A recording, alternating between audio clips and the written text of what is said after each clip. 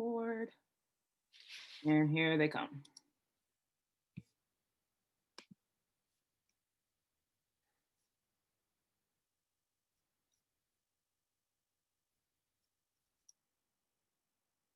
Hello, everyone. Thanks for joining us tonight.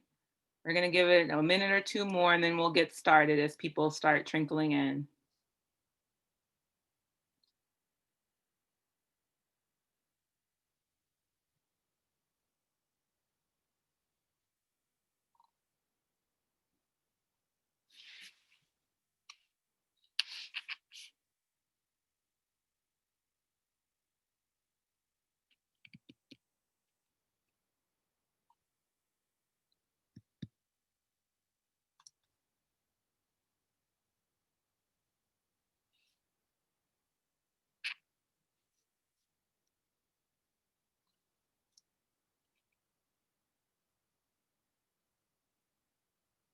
Okay, I'm going to get started here with some brief remarks and updates from the university. So good evening, everyone. I'm Tiana Ellington, Assistant Director of Chapter and Regional Programming with the Alumni Association of Case Western Reserve University, and it's my pleasure to welcome you. So before we begin tonight's program, just have one note that everyone is muted by default in an effort to limit some background noise during the presentation. But if you have questions during the evening, please feel free to drop them into the chat and they will be relayed. And we hope that you and your loved ones are remaining safe and healthy. As you've probably heard, in response to the COVID-19 pandemic, Case Western's research has become vital to the fight, and we invite you to follow us on Facebook and the university's website, case.edu/together, for regular updates, such as the one that we'll be having later on tonight. In support of the ongoing conversation about equality and social justice in our country, Case Western has also launched a website, case.edu/race and justice, which provides statements from university leadership and resources, as well as opportunities for members of the CWRU community to share their thoughts. At the Alumni Association of Case Western Reserve University, we continue to use our platform to promote connections within the community and present information and opportunities that are available to all. Check out these regular updates and connect with the community on Facebook, Twitter, Instagram, and LinkedIn by searching at CWRU Alumni. Also, visit our remote offerings page at case.edu/alumni for a collection of these opportunities that can be accessed at any time. Now more than ever, we hope these virtual events and social media platforms will help us continue to stay connected. Thank you for being a part of this evening's event. We appreciate you. Now, I would like to welcome our presenter for this evening. Gary Valence, who resides in Auburn Hills, Michigan in Metro Detroit, is a CWRU alumnus who studied his master's in computer engineering, majoring in software engineering, and completed his MBA in management, information, and decision systems. Gary has served as a chief information officer and corporate director for various Fortune 500 companies, and as a technology consultant for several leading management consulting firms. Gary is also very active within our Detroit alumni chapter. Please welcome tonight's guest speaker, Gary Valence. Thank you, Tiana. Welcome, everyone. It's very nice to be here.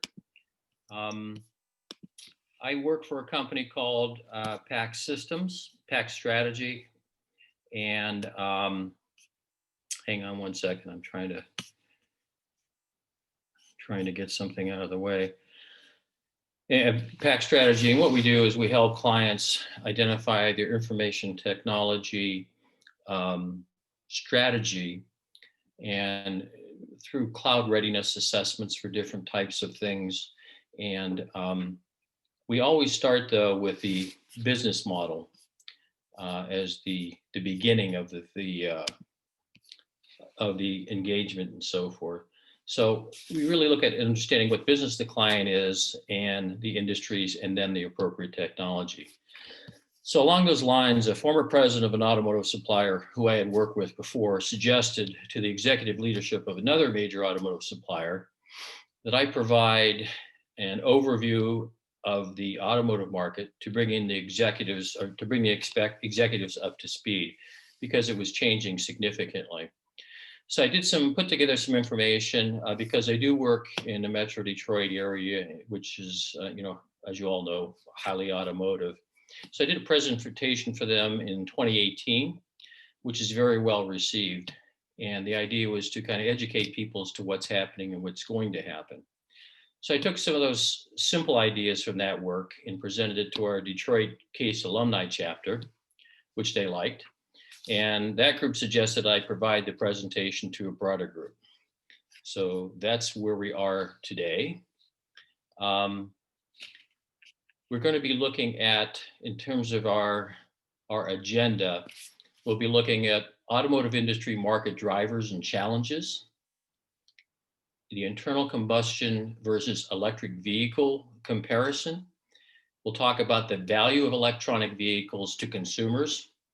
And then if you stay for anything, stay for this end part, but we'll talk about innovation in terms of the next generation of personal transport. And it's not magic what you're going to see, it actually exists. It's a very interesting piece there. And at the end, we'll do some Q&A. Okay. So let's look at the automotive industry market drivers and challenges.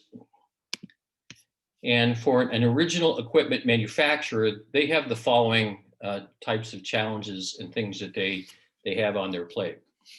So as we all know, the automotive market is changing rapidly.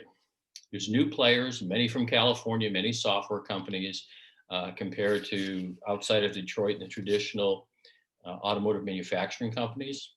There are new business models that are coming out that people are implementing, which are different. Uber is one example of that.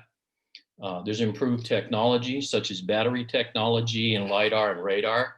And there's been some studies suggesting automotive sales are peaking, maybe around 2% for the year. I'm not sure how COVID impacts that, but depending on what country you're in, this may be different. Some countries may be acquiring more and some less.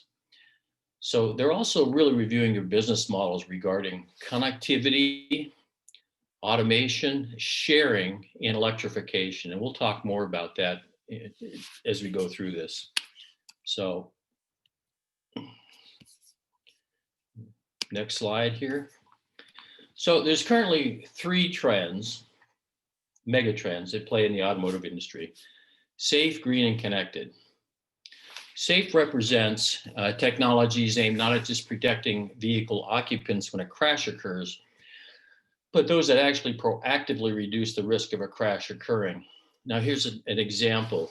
If you get in an accident, a car could automatically send data on the speed, direction of the impact, the direction the impact came from, your weight, et cetera, directly to an emergency room within seconds for diagnosis. And it's been found that there's a significantly higher quality of accuracy of assessment and time to give care with this type of approach versus just putting you on a gurney, have an EMT look at you, and ER doctors to evaluate condition. So the study that I saw was, it was on like 80% accuracy versus 50. So that's the type of technology that can be employed really to improve safety in a car. It's not one you hear about a lot, but that one I thought was very interesting.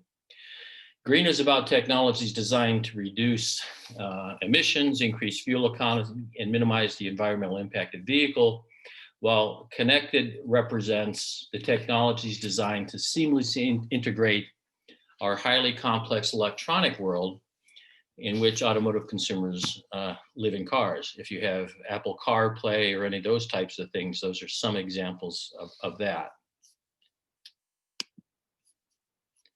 So OEM considerations, what are some of the big things that they're thinking about?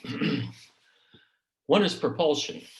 And there's the traditional internal combustion engine propulsion, which we all know.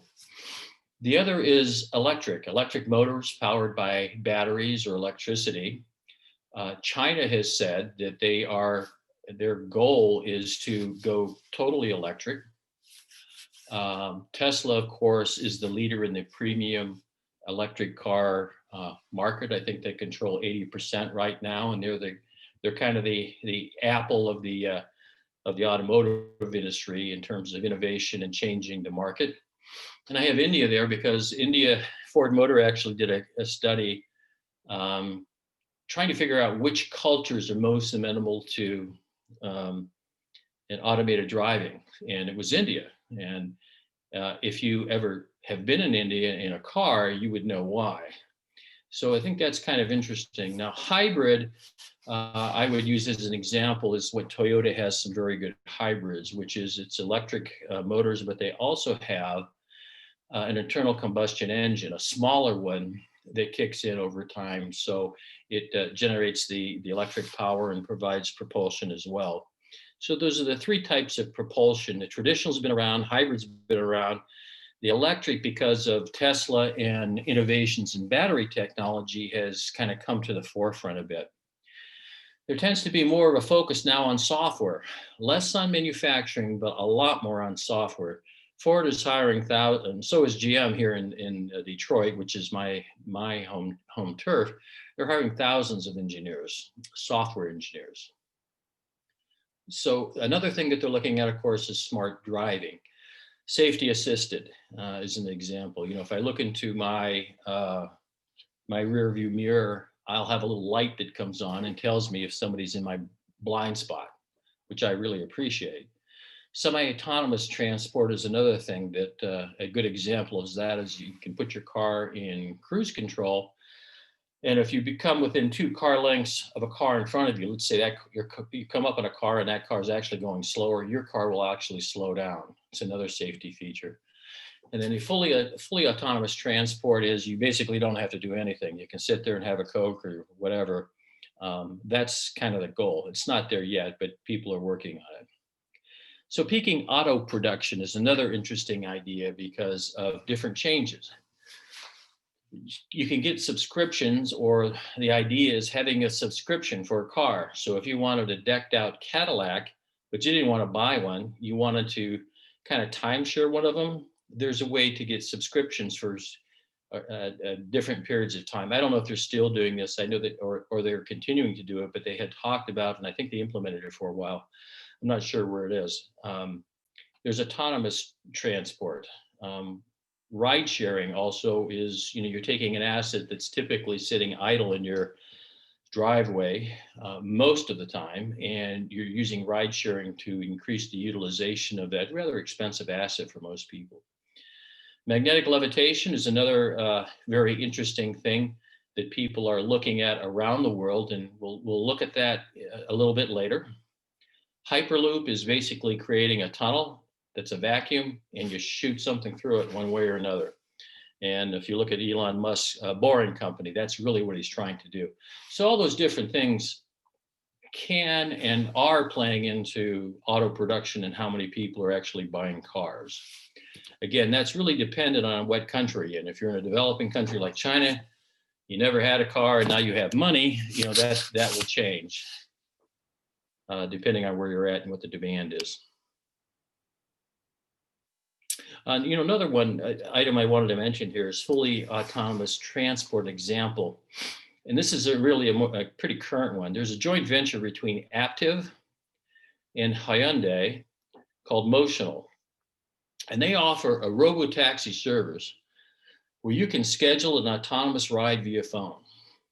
So you get on your phone, your iPhone, you schedule when and where you want to get picked up, you identify payment, a robotic taxi picks you up, drops you off, and it's all paid for. So that's actually being developed today. The company's called Motional out of Boston. Aptiv is a former Delphi division of Delphi that's totally focused on software and autonomous driving. So that's another example of autonomous driving that's coming up. So electronic vehicle sales, are people actually buying them? That's an excellent question. So they're actually growing faster than expected. And I'm going to read this because this is really important. The electrified vehicles, which stand at about 8% of global sales, will account for 1/3 of sales by 2015. That's 5 years from now. EV sales are expected to surpass internal combustion engine vehicle sales by 2030. 10 years from now, taking 51% of the market. So I think that's very, very significant in terms of what's happening and how fast it's happening. And we'll remember the 51% because we'll talk about that in a little bit. So let's look at internal combustion engine vehicles.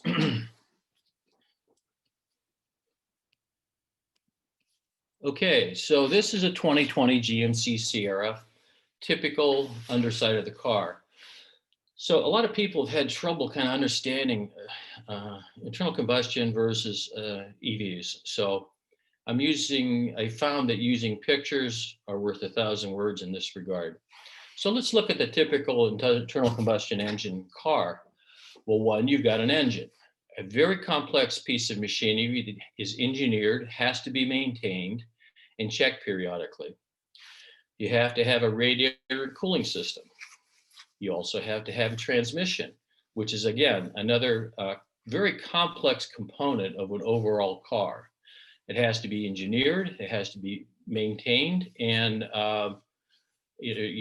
with not only the transmission fluid and all that sort of thing, but the just checking to make sure things are working right. The drivetrain takes that power from the engine and transmission and transmits it to the back wheels in this example. You have a catalytic converter, to clean up the air or the exhaust that's coming out. You got a muffler to get rid of the noise pollution. And you've got a gas tank. So this is common. We all have seen this, some more than others, but this is an internal combustion engine. And that's really kind of what's involved with it. Now here's a Lexus, but if you look at the internal cabin, you see a lot of electromechanical switches and dials. You see push buttons. You see, the main console. You see a big shifter we're all used to seeing. You see buttons on the steering wheel, on the steering column. To the left of that, there's some more buttons, and then you have your window operation buttons actually on the door. So this is fairly typical. The thing about it is, if you want a new feature, the way it used to work is you had to buy a new car and get another button or a different feature put in, right? So this is the typical internal combustion engine today, vehicle today. So let's take a look now and contrast that with electric vehicles. So I'm going to use a Tesla because, clearly they're the leaders of the pack in terms of market share and innovation. So let's take a Tesla, let's turn it upside down, let's take a look at it. This is the bottom of a Tesla. You've got a rear electric motor, you've got a battery, and you've got a front electric motor. You don't have any cooling system. You have no internal combustion engine. You don't have a transmission. You don't have a catalytic converter. You don't have gasoline storage. You don't have a muffler. You don't have any of those things. So if you look at it just by looking at the bottom, you can see that it's a much simpler system, and you don't have all these complex subsystems that I just mentioned in an internal combustion car. Now, the interesting thing is that the electric motors can be controlled and optimized for weather conditions by a computer, right? So if it's icy, they can be adjusted, to accommodate that. If you need more torque going up a hill, that can happen as well. So I think, this picture really, I've used it to explain to other executives what's actually happening. And I think this is a simple way to really explain the difference of what's going on. So if you look at the cabin of a Tesla, right, you don't have a transmission. And remember the old hump that used to be there; those are gone. But you don't have you don't have the engine kind of pressing up to the front of the car. I know a guy who used to buy his cars and judge safety by how far his chest was from the steering column, because in his opinion, if he had a front end crash, what happens is the steering column gets pressed into your chest. Well, the engine hits the transmission, which, pushes all that stuff forward. So you don't have that here. Tesla is actually rated very, very highly in terms of safety. Their crash tests are very high. It's a very, very safe car. But if you look inside the cabin, you've got more room to work with, right? You don't have to worry about, the transmission and engine being up there. So it's very spacious. If you look at it, you don't see a shifter in the middle. You don't see any electromechanical switches. You have a couple on the steering wheel, and you have some on the door for the windows. Everything else is controlled. Your infotainment, your environment, and operations is controlled on a computer screen. So what happens is you can get updates, just like you get updates on Google Maps on your iPhone. You don't do anything. You don't buy a new iPhone for that. It just comes to you. So it's the same thing with this, because it is completely computer controlled. You get your updates wirelessly, and your software updates and new features just wirelessly through computer. So I think that's very significant. Now, earlier Teslas, because they had this, you consider this a single point of failure, right? And if there was a problem with that, well, guess what? The car just basically doesn't work. But they've corrected that. That was a number of years ago. But you've kind of combined all that power into that sort of thing. Now, if you look at the Tesla, it's really interesting. You see the little shifter there on the right side of the steering wheel.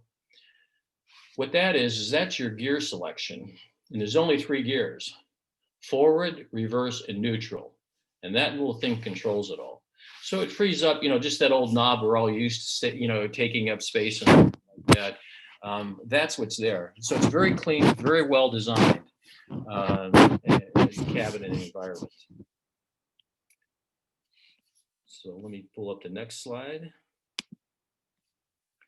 So this is another view of the Model X SUV. And the thing that, and I've driven this, and one of the things that I really liked about it is look at the windshield.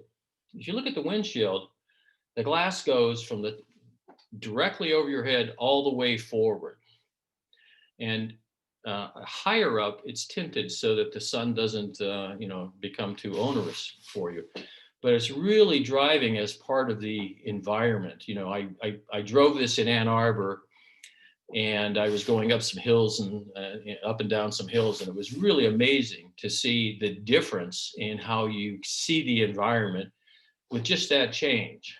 And it's very interesting. Now when I get back into a regular car where they've got the windshield, I feel like I'm in a old cruise liners. Remember, where they have a little portal, you look out at the world, and you just, you get this little view of the whole thing. That's kind of how I feel windshields are compared to this, where you actually can feel and kind of feel part of the environment.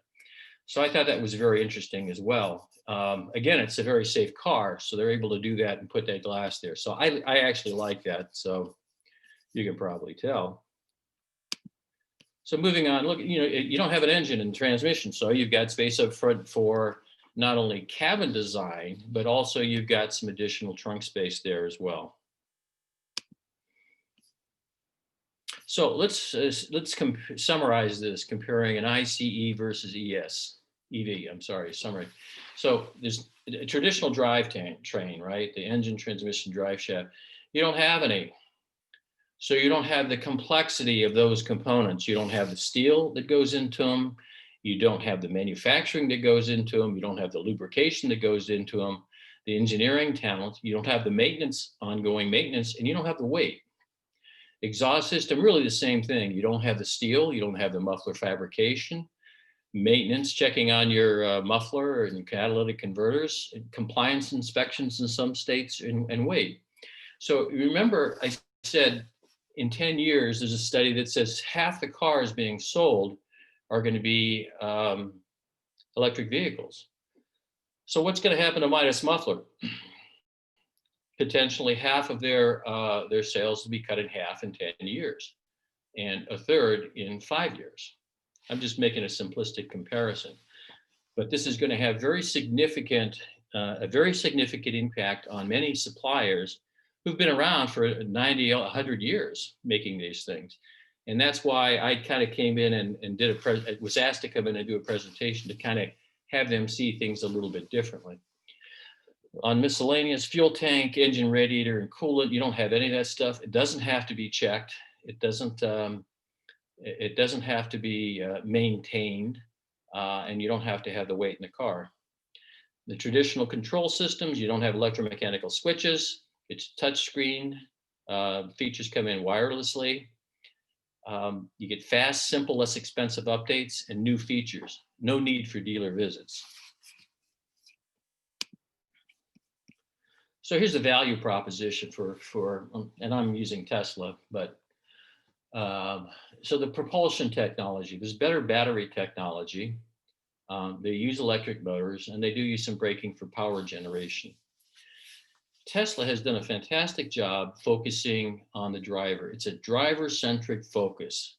They make it fun to drive. I want to drive one. It's nice to be inside of it. It's simple. There's no gears shifting. You can charge it at home, or they have charger stations. There's no gas stations, and there's no dealers for maintenance. I don't care for the dealers at maintenance, because you know what? I always get surprised from bills I wasn't aware of. Gas stations, I'm in Michigan, it's going to be cold out and icy. I don't want to go to a gas station in the middle of the night. I really don't. I don't have to. So they simplify a lot of these things. Electric vehicle does.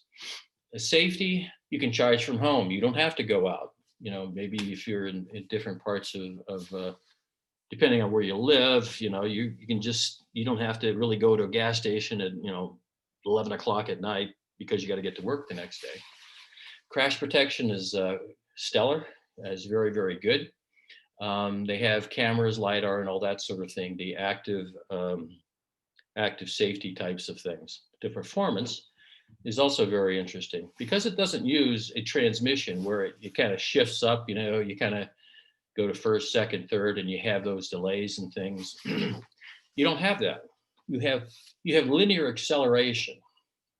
You have no shifting. It is straight acceleration. You push on the accelerator, and your acceleration is very fast with a lot of torque. And when I was in it, it just pushed my wife and I back in our seats, and it's really a blast to drive. The range is, they're improving the range continually, so that's really not going to be an issue. The handling was good. Visibility is great, with the one example. The cargo in space is good as well. So it's software driven. Basically it's a computer. I mean, it's people keep thinking of when you say car, people have a certain framework in mind, but basically it really is a computer that's operating all of this stuff. So I think there's value there, in my opinion, and I've driven them, a number of them.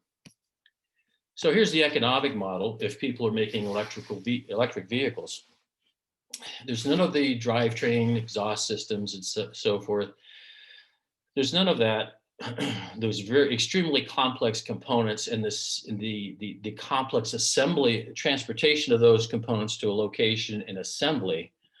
So you don't have all those costs. To the consumer, the value and price is the same or higher, right? So the vehicle cost is lower. Simpler components. I would argue your quality is higher because it's simple. There's less opportunity for problems. The manufacturing is less complex. I mean, you don't have to assemble all those things. You have to transport them someplace and then assemble them and make sure that they work. Assembly takes less time. This is something people in Detroit with the traditional ICEs just couldn't get into. How could Tesla manufacture these and ramp up their production? Well, it's totally different. They never really, I don't think they looked underneath the car, to be honest with you, because once you see what's involved and how simple it is, yes, you can ramp it up rather quickly. So less components and lower assembly labor means it costs less. Now you can argue the battery is expensive. That's true, but it's coming down as scale ramps up. Consumers perceive a higher value. And the operating value, the fuel cost is less. You use a different fuel source. There's fewer mechanical parts. It doesn't break down as often. There's less carbon emissions. As far as breaking down, I talked to a guy down in Ann Arbor who I was testing out the new SUV, and there was a fellow there who had a model that was about 2 or 3 years old. I was talking to him, and I asked him about maintenance. And he said, you bring it in every 100,000 miles. and that's just to check on the battery. Yeah, and again, it makes sense because it's so much less complex than the internal combustion engine. Faster acceleration. If you like cars, you like muscle cars, you're going to love this thing. I was actually really interested in having Harley was making an electric motorcycle. I really wanted to try one of those because those things would just fly. Again, there's no shifting, complete linear acceleration. It has a great cockpit design. So again, with COVID, you don't need to go out. You don't need to go to a dealer network. And you have touchscreen controls, and it's kind of like having an iPhone as far as a software upgrade. So I could see a case where the profit's higher, right? So they're going to charge the same price. It's lower cost to manufacture, and meaning eventually there'll be a higher profit. So they're not lowering the vehicle price, but they have less money in it. So I think that that's a case, once there's some scale, that would happen. And by the way, that's why and how people are actually going to provide these vehicles if they can make some money at it. So I think that's a very positive capability. Okay, now what I do in my work, I do information technology, cloud-based types of services. And just to show you, you have your car, you're driving your Tesla or whatever it is, and that information has to be assembled and coordinated and sent back to you. So there's all different types of information that can be transmitted, stored, and then analyzed in terms of patterns. And a lot of this is engineering data, engineering data in terms of how fast you're going and things like that, and the actual performance of all the subcomponents. So it's, like I said, it's a computer, and this is kind of the back end of the computer that you really don't see that often. Well, you basically don't see it at all. But that's kind of showing you there's some more behind the scenes.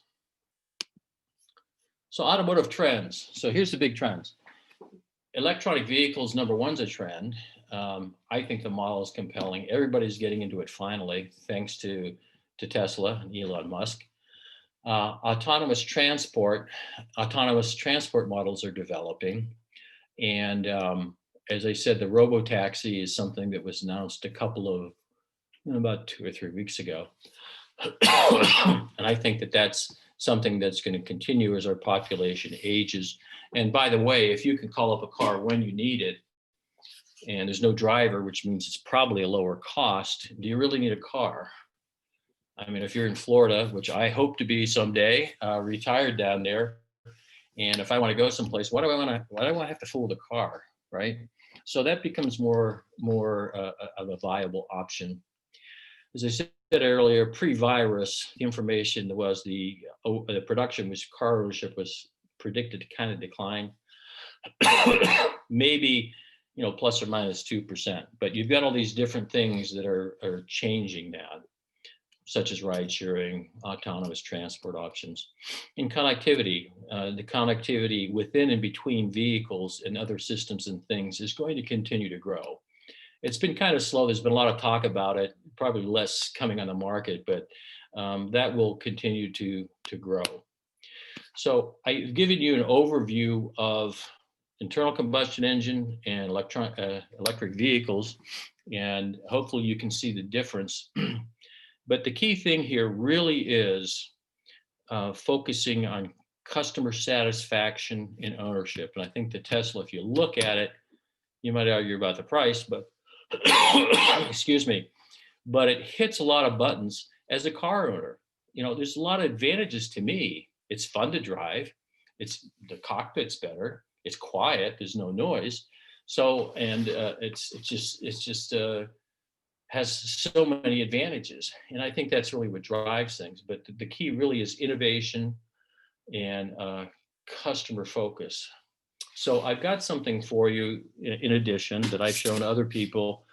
And, I put this together, I include this so that people kind of get the spirit of innovation and how innovations can move things along. So we're going to show you this, and just to give you an idea of what's going on. Now, this design has no tires, okay? So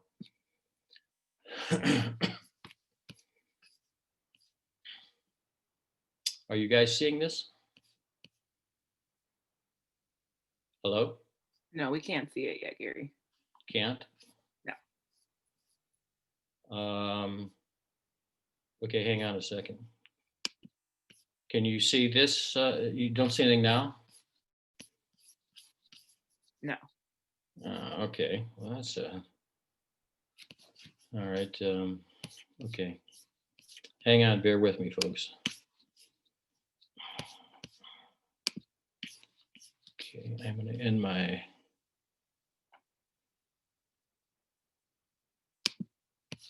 slideshow. I'm going to show you a YouTube clip. You see my desktop? Yes, we got it. No, you got the desktop though. Okay, so this actually exists. You're going to think it's magic, but it actually exists. So here you go.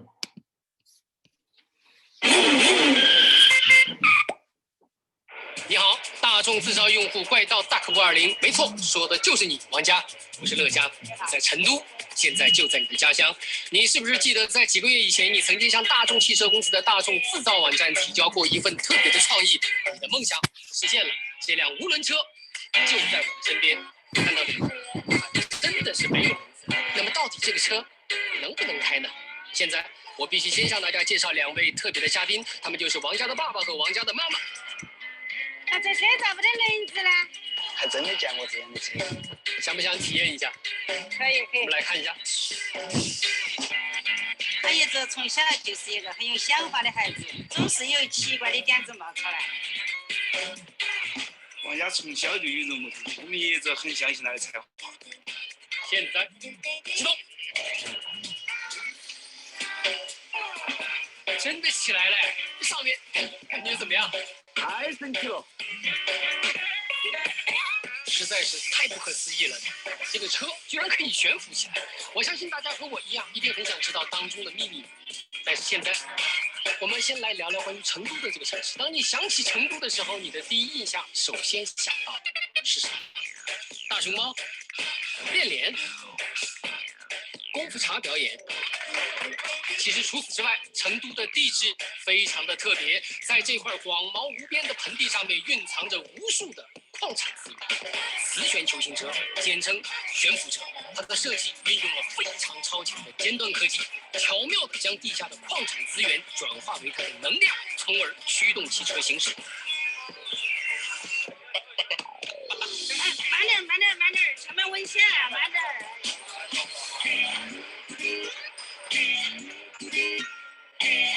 从来没见过这样的汽车，就好像是在电影里看到的。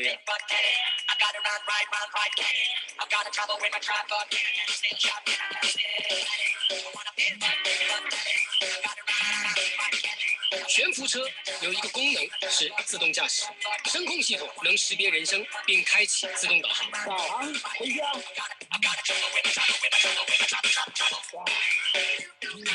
悬浮车还有一项特别的功能，就是它的安全感应器。它能根据自身行驶速度和周围车辆的距离，计算出最安全的行驶距离。可能发生危险时，汽车就会自动刹车。咋个的嘛你？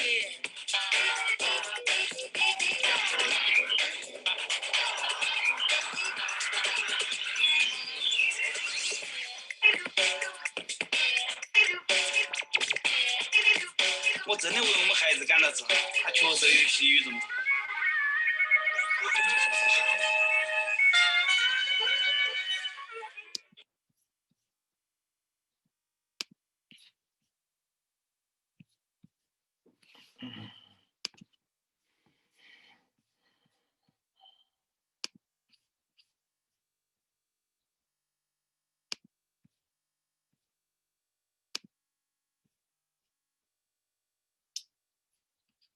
Okay, you guys still with me? We're here. You here? Okay. Great. So that's what I wanted to show you. That actually exists, and that's magnetic levitation. One of the things that is a potential. So the next item I had is I had some Q&A. Oh, you have to go back into your presentation. We still see your desktop. Okay, share.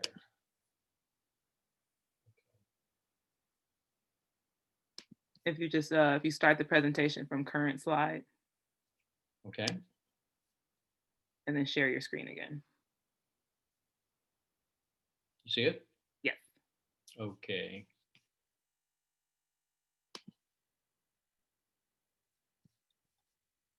Okay, so one question is, how quickly can we expect a full replacement of traditional vehicles?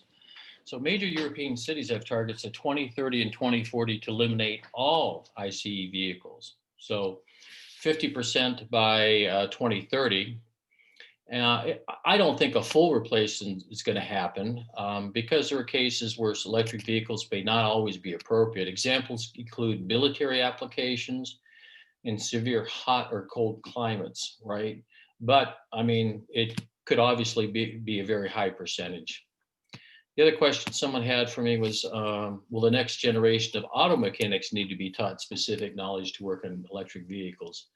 Well, you don't have all that complexity, so you don't need the skills in maintenance and to handle, you know, is your engine need tuning, or does your transmission need working properly and things like that? You won't need it. So I think from the mechanical skills, there would be a significantly lower portion. I think body work such as windshield replacement, fender and dents will be the same. But I think that's going to change quite a bit.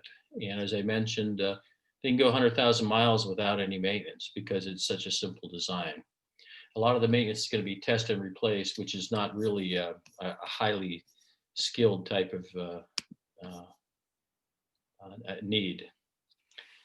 So I think that's going to bring up a big question. What are we going to do as a society with, you know, all these people that were formerly skilled people? What are they going to do?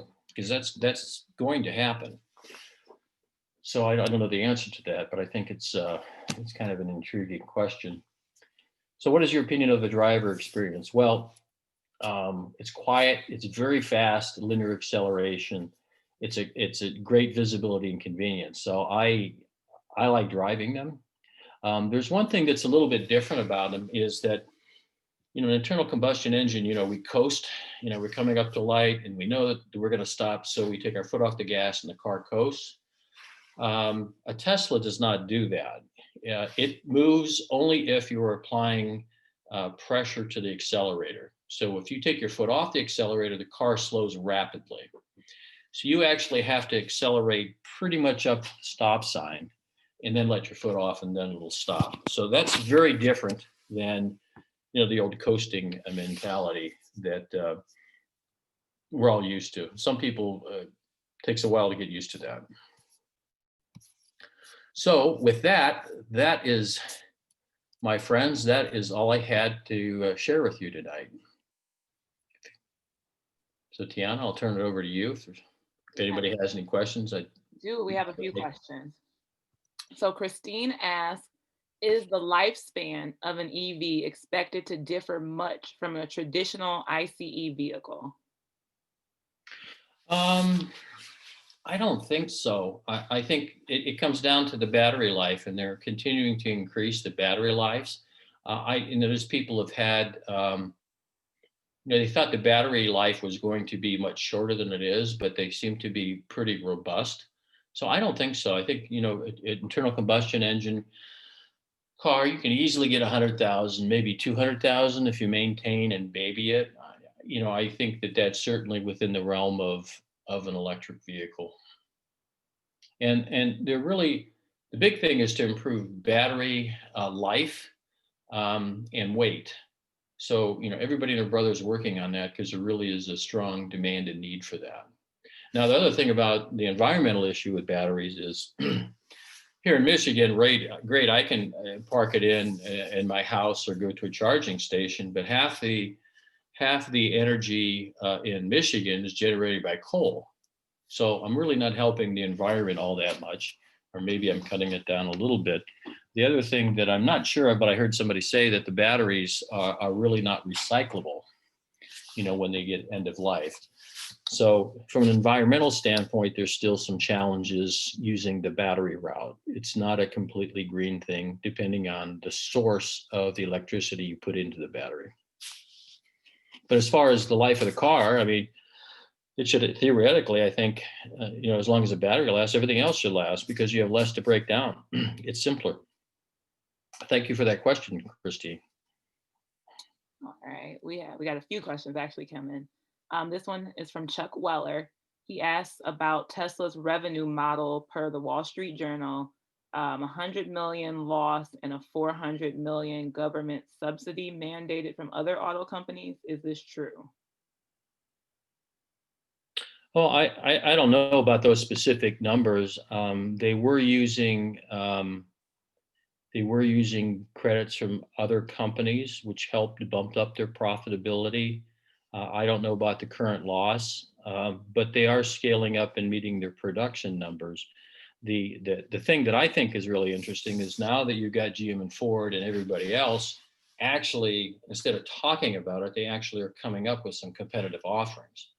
I think that's going to be, there are going to be a lot of Me Too people who have large market share. And I think that is going to be a real challenge for Tesla because Tesla was basically all by itself.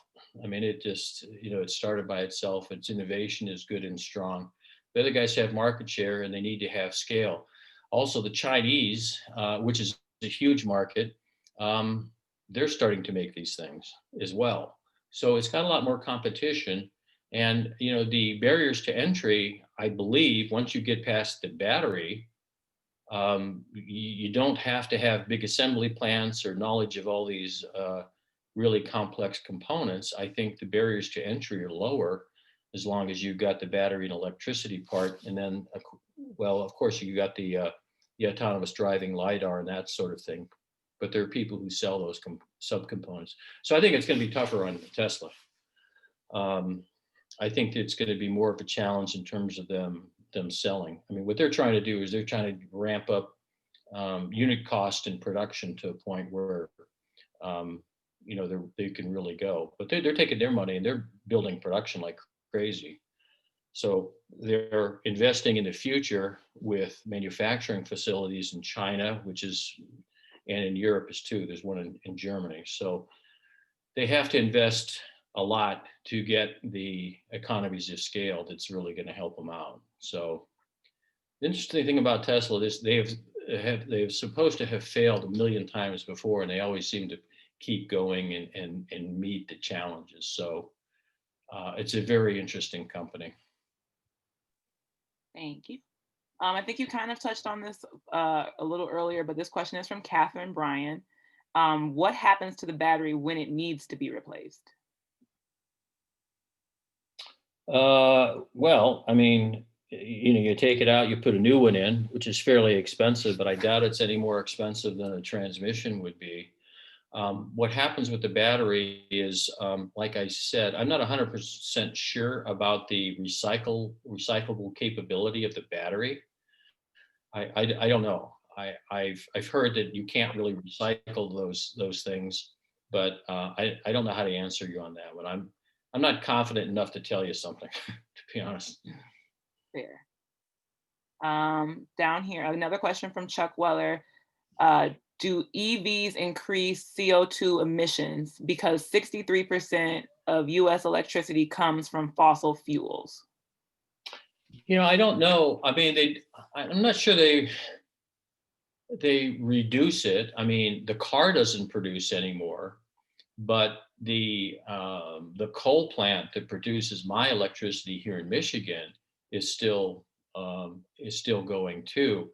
But as long as they're reducing the coal power production and finding alternative, now they are finding other alternative sources such as wind and solar and things like that. Whether that's significant, I don't know. I think it's a good question. I don't know. I don't know the answer to that question. I know I don't. If I owned one, I wouldn't be polluting anymore. But that doesn't mean somebody further down the supply chain isn't. I would kind of doubt it. I don't think there's any net, at least today, if you're generating the same amount of power from coal, you're not really helping the environment that much. You're just trading one source from another rather than your car creating carbon emissions. You know, the coal plant may be producing more, and I don't know the trade-off in those ratios to comment on it. But it's a good question. I mean, it's not the green. You know, there's some things that have to happen to make it green. Now, China is going full force on that, and because they have so much pollution, you can't breathe the air. If you've gone to any Chinese cities, you can't breathe. So they have mandated EVs. Now, I would assume they're not going to, you know, you can assume they made the trade-off that the electric vehicles are going to cut pollution, and they have coal and other things, but they probably have more control over their the carbon emissions from electricity generating areas. But they've gone after it in a very big way. So apparently they believe that the net is going to be a reduction in carbon emissions. But they have the government to actually tell you what to do over there. I'm not sure that would happen here. Thank you. We have a question from Rachel. She lives in Minnesota with colder temps. Is there any data available about battery life ability to start in negative degrees? Good question. I have heard it's more of a challenge in the colder climates and the hotter climates as well. So the extremes in temperature, it becomes a little bit trickier. So I don't know the specific temperatures at which you have problems. Do you have I would turn around and say, do you have a Tesla dealership out there? If you do, ask them. If you don't know if you haven't seen any Tesla and there's none around, maybe that's a good question to ask Tesla. I know here we have a Tesla showroom and things like that, or you can go, just look at their website. Their website actually has a lot of information, and it's really pretty easy to use. It's really easy to navigate because it's so straightforward. But that's a good question that would probably maybe on the website, but it's certainly something you could ask through the website, or if you've got a Tesla dealership, just ask them about that. But I do understand extreme hot and cold can affect the battery performance. So I can't answer your question. I can just tell you where you might be able to find it. I just got a couple more questions. Do you know anything about the resale value for electric vehicles? Who might want to buy a 5 to 10-year-old TV phone type of deal, since it might be? I've heard, Tesla, and Tesla's the 800-pound gorilla. That the resale is quite high. I think it retains 90% of its value or something, and they're in big demand. And I know a guy at my Lexus dealership that I have a Lexus, and he has his brother. He was telling me his brother got a used Tesla and absolutely loves it. So I think they probably have long life because look, they're not as complex. There's not as much to wear out, right? And they have a very high resale value, is what I've seen. People want them. The thing is the older ones probably don't have as much range as the newer ones. The newer ones they're looking at, I think the older ones were like 240 miles range. The newer ones they're targeting around 400 miles in terms of range. Okay, and then we have a question. There was a VW logo on the hover car video. Is there involvement from that company? Well, that actually was VW. I'm not sure I know the quote. So VW actually did sponsor the research on that. So that was a VW type of product in China, VW in China. So they did the maglev car in China.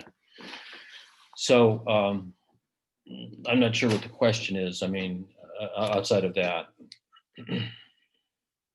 I think that was it, like, that they're sponsoring the research that goes into it in the project. My understanding, it is their research as much as anything can be your research in China. I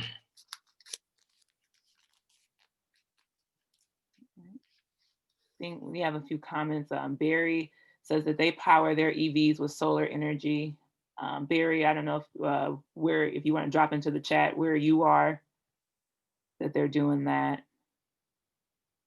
And then Chuck made a note that the 2019 study says China increases CO2 emissions because they're using so much coal to generate electricity. Right. China's got a real problem. I mean, they've industrialized and they didn't have really the worker safety or environmental things, and they just polluted the hell out of their country. You know, they burn a lot of coal, and they recognize that they've got big problems, and they're trying to address that now. But if you go anywhere, I mean, depending on the city in China, which is probably most of them, you really can't breathe in some of those cities. That's how bad the pollution is. They're just not that mature in the environmental area. And that was all of our questions that we had. If you have any more questions as the night goes on or tomorrow or anything, if you forward them onto alumni relations at case.edu, I can get them to Gary. But I want to say thank you, Gary, for this excellent presentation, for taking the time out this evening and talking to folks. And Well, it's my pleasure. I love Case. I love the alumni. you. I hope you found that interesting and not too boring. And I wish all of you the best of luck and stay healthy. Thank you, everybody. Thanks for showing up tonight. And I echo Gary's sentiments that everyone stay safe and healthy. And I'll see you at our next event. Great. Thanks, Tiana. Thank you. Good night, everyone. Good night.